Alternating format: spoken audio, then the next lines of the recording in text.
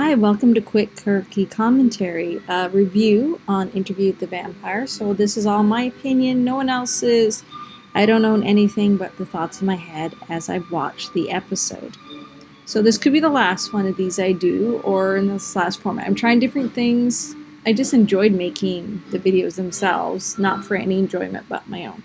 So here we go. So Interview with the Vampire, episode 6. This is the aftermath of the huge violent confrontation between Louis and Lestat when Claudia returned. We've kind of hit an even keel with this episode.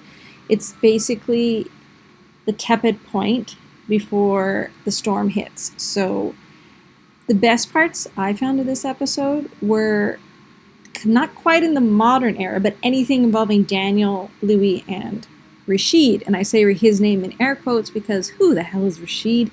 He is a mystery, and that was what would continue me watching this. But for once, Daniel does not suck. He comes off as bitter, but not as much. He's not as inflammatory as he was in the previous episode, so I'll always go back to Daniel. He is my boy interviewer, and I love him. So the episode in the past, with Louis' recollection, as I said, it's more of the building up of the confrontation that we know is coming. We've actually been waiting for this confrontation where they finally free themselves from Lestat. And I'm not sure at this point if they're going to do the Theater of the Vampires in Armand, because it takes place now in 1937. They set a date. And when Louis and Daniel meet, judging from the clothes and the setting, that's in the 70s, maybe 80s, but I'm going with 70s. So 40 years. There's a 40-year intermittent period between the events Louis is recollecting and the initial meeting between the two.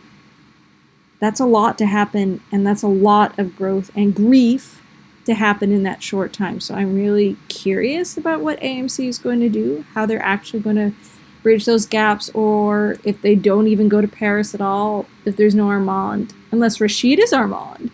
That would be interesting.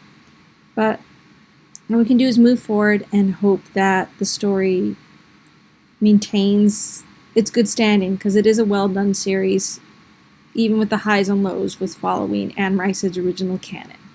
Take care, and hopefully talk to you again.